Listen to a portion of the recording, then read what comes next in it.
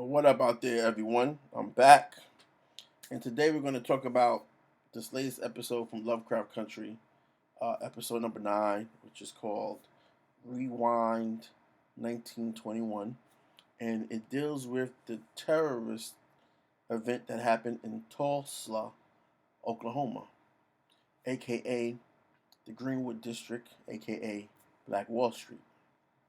So, this was an event where basically the American descendants of slaves had a community that was prosperous, wealthy, vibrant, successful, and certain powers that be in white supremacy wanted to just wipe it off the map for whatever reason.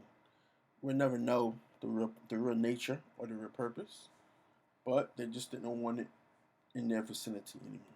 So, wiped it off the map. I really wish people would stop calling it a race riot because if you look in American history, there's been hundreds of race riots. But you know who the victims have always been? American descendants of slaves. So this is not a race riot. A race riot would imply that the other race or races get their shit fucked up too, which that never happened. So it's not really a race riot. It's more like genocide in the extreme. Definitely terrorism against a singular peoples. So, but what I took away from this episode, and it's interesting because people are online and they're trying to compare it to the Watchmen version of the same episode in American history to this one, this this reenactment, and I would say that the two are very distinguishable. In the Watchmen, that terrorism reenactment of Tulsa is more or less a massacre, right? Everyone is portrayed as the victim. Everybody's just murdered. People are being drugged from the back of pickup trucks. It's just complete, utter chaos, obliteration. In Lovecraft Country, their reenactment of the same event is more like heroes, champions, right? You see people fighting back. You see people armed, fighting back, defending their homes, defending their families. Um, I really think that this episode is about the heroes you choose as an American descendant of slaves. And I think that's important to know that a hero defends themselves. No matter, whether people say, oh, you're going to live and die if you stand up for yourself. You're going to live and die if you don't stand up for yourself. A hero just defends themselves on principle. So I think that they were trying to send a message to us that the heroes we need to choose, because black people have so many heroes, and we have some that are chosen for us and some that we choose. But the heroes we need to choose are the people of Tulsa, Oklahoma, Black Wall Street.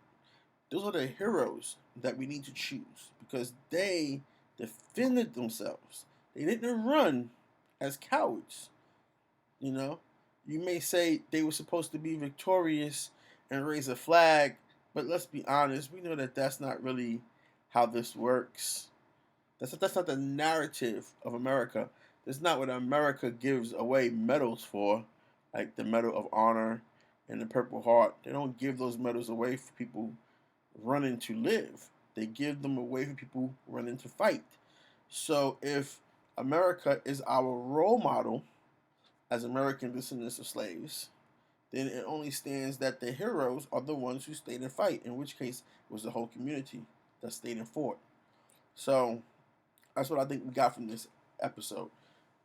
And also, one thing that they show you is that they show you that they go back to get a book that no longer exists because it's been destroyed at this period in time. Well, I think the other message that they're sending to us is that that's the American descendants of slaves, right? Our lineage, our true history is destroyed, obliterated, lost to time. We're in the future, And now we need that resource. We need to know how we really were in order to survive. And we can't survive without knowing that. And nobody knows that because it's been obliterated. It's been lost to time. If we had a time machine, yeah, we would go back and get it, but we don't. So what do we do? You know, it's just that thing. It's lost to time. So I think that that's really what the other message was. You know, they were trying to share with us. It's a very strong episode. I wouldn't find it difficult to watch. I think that it's the way people have to look at it. If you look at it as, oh, those poor people, no, no, no, no, no. Those people were prepared and they knew what they were doing and they were organized and you don't have to pity them. I mean, there's one scene where the gentleman, he opens a drawer and he arms the whole house. Like, that's crazy brilliant right there. You understand? They knew the inevitable was going to come and they were prepared for it. Okay? But this is just the way things are in the universe. You saw they had an airplane, for crying out loud. They had an airplane. They were dropping bombs on people with an airplane. So, I mean, you know, it's like you can only do so much, but they did the best they could. So, these are the heroes that we need to choose. There's at the ending, and this is probably my only spoiler. At the ending, Montrose, he's standing there, he's watching, he's reading off names, he's totally catatonic, right? So he's totally like mental break. His mind broke, seeing it again as a grown man. His mind broke. He's just catatonic. He doesn't have no way to gain his composure, to act. His inertia has been neutralized. He's just, you know, he's just fraught with fear.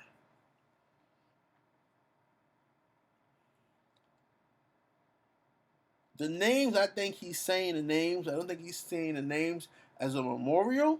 He's saying the names again as these are the heroes we should choose. We talk about Martin Luther King, talk about Malcolm X, talk about Marcus Garvey, talk about a lot of people. But when you think about it, right, the heroes that we choose, or the heroes that have been chosen for us, while valiant in their efforts, were just one individual.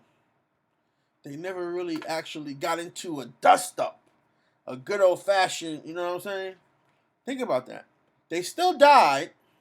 I mean, come on, Martin Luther King, he practiced peace, and they still murdered him. So, I mean, you know, these individuals in Tulsa got into it. You know, everything they had to do. Scratching and crawling, shooting and fighting, swinging bats. Did everything they had to do. And no one considers them heroes. No one even mentions any of their names. Like, they should be the first people on the list. Because this is 1921. The people that we have been given as heroes, or that we later choose as heroes, aren't even born yet. I mean, they're born, but they're not even like prominent yet, you know? So, that's what I take away from this episode. I just don't see how people don't get that, you know? And it transpires into the story, into the characters, and the characters' mythology, right? Because these characters are living in a time that is. This is the crazy part, right? I don't know if contradiction is the correct word, but this period of time was a period of heightened danger for American descendants of slaves. Heightened danger. I don't even think calling it dangerous is the word. I would say it's an unpredictable time for American descendants of slaves. Totally unpredictable time. You can be killed at any moment. At any moment you can be killed. Just for nothing. Okay? As you see, the Tulsa riot was, as the story goes, vengeance from white supremacists on a whole community for one person. So we don't know. That story's kind of wishy-washy to me. But and I go into why at the end of this video. But the story, the adventure that they're involved in, is filled with perils and danger. But these perils and danger are not more exaggerated than living in the society that they live in.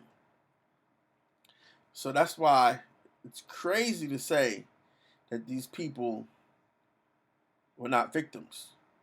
They may not have won the battle to your satisfaction, but you don't really ever win a battle. Anybody who's been in a battle can tell you you never really win a battle. You lose one person, that's a lot. You know, there's no winning. So you win because what? You lose 3 people and you kill 100 people. You know, if you lose one person, that's a lot, right? We've been brainwashed to look at it the wrong way. It's more like a defense of who we are as a people. You know, it's more like a defense of standing up for oneself, right?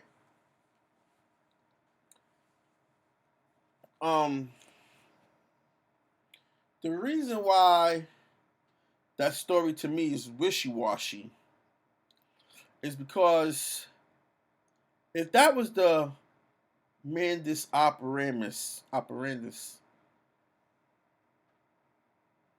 it would have been more of those events in America. There are several major terrorism events on American descendants of slaves. There are several. But I mean, there would have been more compared to the amount of lynchings of black men. They would have taken those lynchings out on the whole community. And sometimes they did too. They did do that too, like Rosewood was another place that this happened. But I think that I'm not saying that this is an isolated event, but I don't think that that was the reason why, because of the acts of one man who's never really been properly identified, right? They never really said who the person was that did something that made all of them go vengeful. They never really said that. So, you know, you got to understand, and that's what I'm saying. In a way, you don't know if there was a bigger agenda to doing this. I mean, there obviously was, but at the time, nobody thought about that. Nobody rationalized that there was a bigger agenda to this. And the only agenda I can think of is economic competition.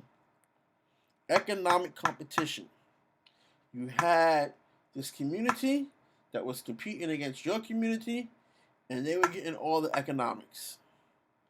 They were getting all the money. And you just couldn't allow that. So what do? You knock them off, you know? And they always use a tired excuse about, oh, a black man did something to them. You see, this is why you got to think about it, right? Why are white supremacists so afraid that we won't get convicted in a court of law where they have the jury stacked against the black people? Why are they so afraid that that's not going to happen? Because that's the excuse that they're using, I would think, to act out and take justice in their own hand and play judge, jury, executioner and just decide that because of one witness or no witness or gossip witnesses that this black man is guilty of a crime and that's it. And ceremonially execute him. No trial, because our courts that we control are just not going to convict him. They're going to let him go. So we have to do something. Get the fuck out of here, man. You can't make this shit up, you know? So, that's what I took away from Lovecraft Country. I just wanted to share my thoughts with everyone. That's what I took away. I took away that these are the heroes we should choose, you know? When at the end, spoiler, when when Letty gets the book, her and her grandmother, they hold hands while the house is burning around, and the grandmother, the beautiful woman she was, she burns alive. Beautiful woman, she burns alive, right? They burned this beautiful woman alive. Never done nothing to nobody. Never probably done nothing to nobody. At least not these people that are burning her alive. Crucified for her appearance and only for her appearance. Let's get that straight right there, right? Let's get this fact straight. American descendants of slaves, their only crime is their appearance and nothing else. The appearance trumps everything. You can't get to they stole an apple because you never get past the appearance, right? That's just that's it. And the thing is that's actually been a law. Your color of your skin determines whether or not you're considered a undesirable or not in this country. So anyway, they're standing there. Now she could, escape, warn her family, but she doesn't. She sacrifices herself for her great grandson, and as she said, he should be her faith born in the flesh, or something like that. She puts that omen on it. She speaks it to life, right? And that's a hero, man. Isn't that a hero? Don't this country give out medals for that stuff? They don't give out medals for running. Isn't that a hero? A person who sacrifices themselves? You see, they want black people to have this righteous indignation that we supposed to be putting ourselves in the jaws of a Tyrannosaurus and survive that shit, as if that makes you a hero. If you survive doing the most dangerous thing. But what makes you a hero is having the integrity to be willing to die to defend yourself, to be willing to stand up and protect yours and everything around you, to be willing to make the ultimate sacrifice, which is your days on this planet, because you just won't have it any other way, right? That's a hero. And they play this game with black people that you can't be a hero unless you win, but that's not even the game that they play, right? This country was made by underdogs, and contrary to popular belief, George Washington, Benjamin Franklin, Thomas Jefferson, Allen Clark, Paul Revere. Oh, there's one more guy. I can't think of all of them, but they were not the first ones to try to take over and create America. I think like George Washington and them cats were like, I think the founding fathers were like third string off the bench. You know what I'm saying? The first group, they stopped them, took them to England, made examples of them.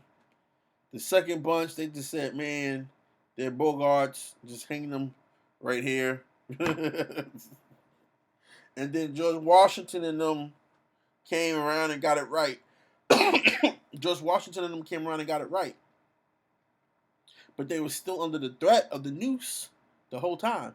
Had the American Revolution failed, they would be under the noose, right? But it didn't fail. But do they not say that those who gave their lives in the American Revolution are not heroes? They took some ass whoopings from the British. Does that make them victims? There's a whole organization called Daughters of the American Revolution, to this day, active, keeping the bloodlines of those revolutionaries, doing genealogy and all that good stuff, keeping their stories alive. memorializing them. Does that not make them heroes? So, we have to understand that the first thing we got to do is change our definition of a hero. From not one who we observe prevailing, but one who we observe acting in difference to defeat or winning. Because in any type of war or any type of battle or skirmish, these are not practical terms. You can ask any general that's war hardened. I mean, I'm pretty sure I could get some. I'm pretty sure I could get some very, very, very staunch white generals to agree with a black man right now and say, yeah, that whole we all come out of this we all come out of this as winners. It's not even a concept. There's no such thing. It's like I tell people, when you join the military, the reason why when you join the military, the most important order is to follow orders. That's the most important order, right? So the person giving the order, they already know like 90% that order is going to get you killed. So, but they have to give that order to kill a couple of people or everybody dies. And if you say, well, shit, I'm not going to make it, and you don't follow that order, then everybody dies. But you're not supposed to think like that, because you don't know if the order is going to result in you perishing. It might work. You might make it through it, right? So you follow the order, and then whatever happens, happens. But regardless, does anybody say that these people were losers? It just got destroyed. They lost? No. The residents of Tulsa, Oklahoma, a.k.a. Greenwood, a.k.a. Is that what it's called? Is it called Greenwood? A.k.a. Black Wall Street, Greenwood District. They did not lose. They got attacked. They defended themselves. And what happened was nobody gave them the resources to rebuild because nobody wanted them there. It's a bigger agenda going on, obviously. Tulsa is still there right now to this day. We can go and rebuild it. Has anybody tried to do that? As black people, have we put the money together over the last? When did this happen? 1921. When did this happen? It's 2020. 1921. As black people, over the last 99 years, have we put together the money to rebuild it among ourselves? So I mean, but anyway, that's what I gotta say for now. I'm going on and on and on about it, but that's just what I took away from this episode. So if you get a chance to look up the names at the end of this episode, look up the names of people and choose a hero. These are the heroes you choose. All right, talk to you guys later. Peace.